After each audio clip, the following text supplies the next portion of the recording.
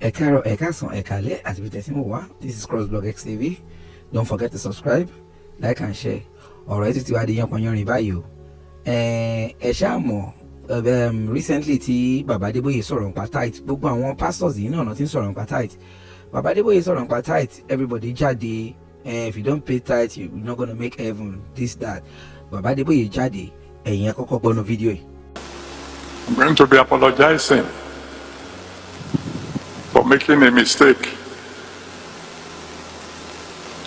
for saying that if you don't pay tithe, you might not make it to heaven. I'm sorry, that's wrong. That's not in the Bible. What the Bible says is, "He had peace with all men, and holiness, without which no man shall see God." Now, let me tell you. Listen to me. Ṣé pé lẹ́yìn fídíò yìí wọ́n wá jáde wọ́n apologize for a statement on make nípa tithing and all that. Now, I think nǹkan tó get Rotimi upset me pé Baba Oyedepo tó wá jáde again. Ó ń sọ fáwọn èèyàn pé even gan ọ̀tí ẹ̀ nídìí àwẹ̀ àtàdúrà, you don't need fasting and prayer before your prayers will be answered except you pay your tithe.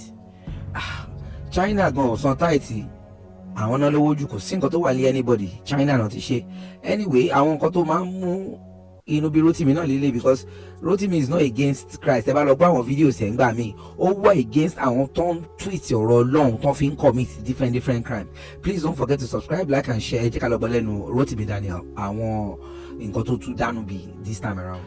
Good morning, good afternoon, good evening from wherever you'll be watching this.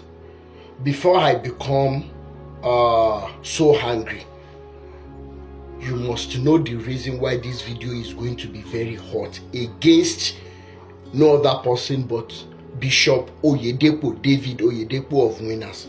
And before I come back, please quickly watch this short clip because it's going to be hot after you see his video.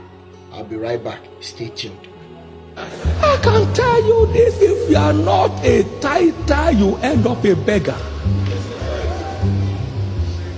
I am permanently under an open heaven. Permanently, I don't make calls to nobody. I'm permanently under an open heaven, and it's not guesswork. I knew when the window opened. I knew when the window over our church opened. I knew when the window over my life opened. Look, don't break your head in prayer and fasting. As far as God is concerned.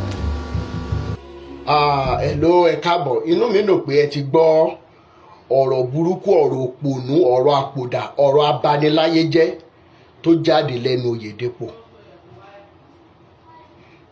Ó mà ṣe o. Wọ́n níbi tó bá yẹ ká ti bá ọgbọ́n àti àánú, tá bá àgọ̀ àti ọ̀dájú ń bẹ, kì í ṣe ọ̀rẹ́rẹ́. Àmọ̀dùn ní jọjọ. Tí ìbá ṣe wípé olórí burúkú aṣèrè abaniláyọ̀jẹ́ ní irú Oyedepo pẹ̀lú gbogbo àwọn tó dà bẹ́ẹ̀ pẹ̀lú àwọn Adeboye Oyedepo. Ẹ ti ṣiṣẹ́ ẹbí yìí, iṣẹ́ orí burúkú tẹ́ wá ṣe torí àmọ̀dílé tí gbogbo yín ti jáde. Ẹ ti ṣe débi wípé ọrọ̀ ayé tẹ́ ní gan kò ní ìwúlò mọ́ fún yín, tí ó dẹ̀ ní wúlò fáwọn ọmọ yín torí wípé àìsàn tí ò tọ́jú, àìsàn tí ò gbóògùn yóò mọ gbé yín dè, yóò mọ gbé àwọn ọmọ yín dè tìrantìran. Ẹ ti ní débi wípé ẹ wá wà lára àwọn tí wọ́n ní wọ́n lówó jù ní Áfíríkà ọ̀lágbàáyé. Kí ló tún kù lẹ́yìn ẹ̀? Bẹ́ẹ̀ dẹ̀ lélẹ̀ Bíbélì yín sọ wípé kí ni èrè fún ènìyàn tó jèrè gbogbo ayé ṣùgbọ́n tó sọ ẹ̀mí rẹ̀ nù sínú náà. Àtẹ̀yìn àti hell àti heaven ideology tẹ́ fi ń ba ayé àwọn èèyàn jẹ́ yẹn. Àtẹ̀yìn àtọlọ́run tó ní ó kọ́ ó sọ fún yín, ẹ̀ níjọ ṣe oríire. Ẹ mọ̀ pasán ni. Mi tí ìjata mi tí ìjẹyọ láàárọ̀ tí fídíò yẹn tún fi tẹ̀mí lọ́wọ́ táwọn èèyàn tún táàgì mi ni mo ṣe ní kí n tún sáré sọ torí wípé gbogbo tí n bá sọ nínú fọ́nrán ilé ní àrò rọ̀ mọ́. Ẹ ti wá ní débi wípé ìwọ̀nba tí àwọn èèyàn tún wá ń ṣe iṣẹ́ pé kí wọ́n lè fi bọ́ ẹbí àtàrà wọn, wọ́n tún gbọ́dọ̀ máa fún yín. Gbogbo àwọn ọmọ tẹ́ wá ní lọ́kàn wípé ẹ̀ ń ṣiṣẹ́ yẹn, ẹ̀ ń ṣiṣẹ́ bí ìlẹ́dẹ̀, dípò tí wọ́n fi máa gbádùn nínú owó àti ọrọ̀ ayé yẹn, dípò tí wọ́n fi máa ní, kì í ṣe ọ̀rẹ́rẹ́. Àwọn ọmọ yín àti àwọn ọmọ ọmọ yín wọ́n mọ̀ rántí orúkọ yín pẹ̀lú gbogbo ìwà bàjẹ́ tẹ́ ẹ ti ṣe, torí wípé atakóró wọnú àdó tó bá wọbẹ̀ kò lè mọ́mọ́ ẹ̀wọ́. Àwọn ọmọ yín àti àwọn ọmọ ọmọ yín wọ́n mọ̀ rí àwọn iṣẹ́ ibi tẹ́ ẹ ti ṣe, ayé wọn á dẹ̀ máa bàjẹ́, ìkà ó mọ̀ kà wọ́n. Inú òkùnkùn bírímù ni àwọn ọmọ yín máa wà pẹ̀lú àwọn ọmọ ọmọ yín. Ní ìdálábàmú pa láṣẹ ni, débi wípé owó mẹ̀kúnnù, ẹni tó jẹ́ civil servant, ẹni tó ń ta wórógbó, ẹni tí ò tiẹ̀ tí ìrọ̀ náà gbé gbà tó ṣàn struggle, débi wípé àwọn èèyàn gun òtún lè bọ́ òbí tó jìyà lórí wọn. Ìwọ Oyedepo, tó bá yẹ pé àìsàn ti ń ṣe ẹ́ tẹ́lẹ̀, àìsàn yẹn tún bẹ̀rẹ̀ sí ní gbéra nílọ́po títí tí àrùn ọpọlọ fi gbé ọdẹ tó fi kúkú oró tó máa kú. Torí wípé èèyàn ò kí ń ní ìkà nínú tó bí ẹ̀yin tẹ́ ẹ pera yín ní pastors yìí, bó ṣe ní kàtó kírú ẹni bẹ́ẹ̀ kú síbi táṣọ ẹ̀ wà, ó ò ní kú síbi táṣọ ẹ̀ wà.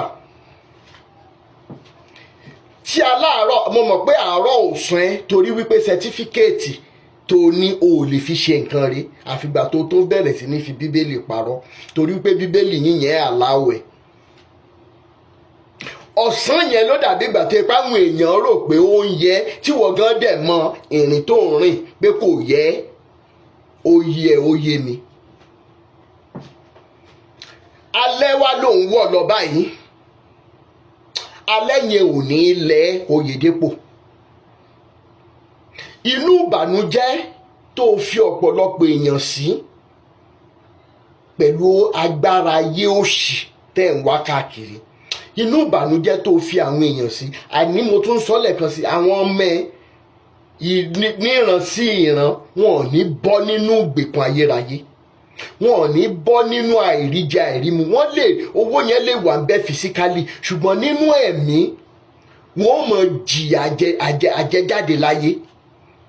Tó bá yẹ pé òkú máa ń bojú ẹ̀ lẹ́yìn ìgbà tó bá ti kú òṣì tó máa kú tán ní Oyedepo lórí burúkú yìí, tó bá bojú ẹ̀yìn ó mọ̀ lanúlẹ̀, ẹkún kíkorò dẹ̀ ní dá lójú ẹ̀ nígbà tó bá rí inú ìyà táwọn ọmọ ẹ̀ pẹ̀lú àwọn ọmọ bá wà. Torí pé ilé òṣì, ilé ìbànújẹ́ tí gbogbo yín ti jáde, àti Adeboye àti Kúmúyì ni o, ilé ìbànújẹ́ ló fà á, tí Olúkọ̀yà, ilé òfò, ilé ìbànújẹ́ tẹ́ ti jáde. Ká ní pé kì í ṣe pé bóyá bó bá ṣe wọn Elédùmarè ló ń ṣe tó wù ú ni, ó yẹ kí ìdílé yín kó ti parun kan tó bírú yín. Wọ́n dẹ̀ nílé tó bá ń tòrò, ọmọ àlebẹ̀ ni ò tí dàgbà, ẹ ti dàgbà, ẹ ti wé yín gangan báyìí. Ṣùgbọ́n ẹ wá fò ẹ nìṣó Awíkoko ò ní dákẹ́. Nínú fọ́nrán ilé tó pé èmi tí mò ń san táìtì tẹ́lẹ̀, mi ìrọ̀wọ́ họrí, mo mọ iye ọdún tí mo fi san táìtì. Bẹ́ẹ̀ dẹ̀ ṣe indoctrinate wa láti university level pé ká máa sanwó. Ó tiẹ̀ láyè kankan ní teenage church yín, ẹ tún struggle wípé àwọn ọmọ yín ò mú owó wá tó bó ṣe yẹ kán máa mú wá bí wọ́n ṣe mú wá tẹ́lẹ̀. Ṣé ẹ fẹ́ bayé àwọn òbí wọn jẹ́ ni? Ẹ ti enslave àwọn òbí, ẹ ti bayé wọn jẹ́, ẹ tún ti ń kọ́ àwọn ọmọ bí wọ́n ṣe máa wà enslave. Gbogbo yín pátá tẹ́ ẹ wà nínú business religion yìí sẹ́, ẹ mọ̀ gbọ́ torí pé kókókókókó làárọ̀ fàdítì, ẹ ní nísinmi. Ikú oró tẹ́ ẹ dẹ̀ máa kú báyìí, ìyí tí ó mọ kánú yín kó tó kú ó pọ̀ nù yín. Àwọn ọmọ yín ò ní rí bá ti ṣe, wọn ò ní rí ọ̀nà gbégbà. Àwọn ọmọ yín wọ́n mọ̀ rántí orúkọ yín, wọ́n mọ̀ ṣe change of name. Nígbà tán bá rántí ìwà burúkú tẹ́ ò, orúkọ yóò mọ parun ni. Nígbà tó bá yá, orúkọ yóò di àfibú ní ilẹ̀ Yorùbá, ní gbogbo yín pátá. Ẹ mọ̀ fún ẹ mọ̀ níṣó, ìwọ wá gbérọ́ kalẹ̀ pé mo dẹ̀ ti sọ tẹ́lẹ̀ pé tó bá fẹ́ parọ́ ló máa hàn. Ṣé wọ́n fi ṣe yín ni? Ṣé wọ́n fi ṣe irú òṣì tó ta yín? Ṣé àràwọn tó jẹ́ olòṣì bẹ́ẹ̀ tí òṣì tarí tí wọ́n dẹ̀ lówó yẹn tí wọ́n dẹ̀ fi ń ṣàánú fáwọn èèyàn? Àwa wí táìwí olóhùn kan 100,000 kàpá, ó rí wípé ilé ahoro ló kọ́, ó rí wípé kò sẹ́ni tí ó lọ bẹ̀, ó rí wípé ó sunkún kíkorò kúrò láyé ìníṣẹ́ ṣebí ilé ayé ọ̀hún náà lélẹ̀. Ní gbogbo ẹ̀yin olórí burúkú aláyébàjẹ́, ẹ̀yin tẹ́ bá wá ń gbọ́ mi tó bá wùn yín kẹ́ ẹ tètè sàsálà fún ẹ̀mí yín. Ìntọ́ ẹ̀yin tẹ́ ẹ̀dẹ̀ ń lọ síbẹ̀ ntọ́ máa ń dẹ́rù bà yín tẹ́ ẹ̀ fi lè jókòó ti ẹbí àti ara yín, tẹ́ ẹ̀ fi rò pé Jésù wọn lẹ fẹ́ lọ máa sìn. Ìntọ́ ń dẹ́rù bà yín tẹ́ ẹ̀ fi lè jókòó ti ẹbí àti ara mi ì tí ì mọ̀. Tó bá yẹ pé bóyá wọ́n ti sọ fún yín tẹ́lẹ̀ pé ẹbí yẹn ló fẹ́ pa yín, ẹ ṣe lọ bá ìfun àtọ̀dọ̀fin yín sọ̀rọ̀ pé àtọ́ bá máa pa yín wọ́n á ti pa yín ti pẹ́ náà. Gbogbo ẹbí yín tẹ́ ẹ̀dẹ̀ ti sá fún ẹ padà lọlé, ibi tẹ́ ẹ ti máa bẹ̀rẹ̀ healing yín nìyẹn. Ìwọ ìyàwó mú ọwọ́ ọkọ lóṣùṣọ, mú ọkọ gírígírí ọkọ múyàwó gírí, ẹ tọ́jú àwọn ọmọ yín kẹ́ ẹ lè bọ́ lọ́wọ́ àwọn olórí burúkú bí Oyedepo yìí. Èmi ò tún ní sọ jù báyìí lọ ná, ó dìgbà náà, ire o.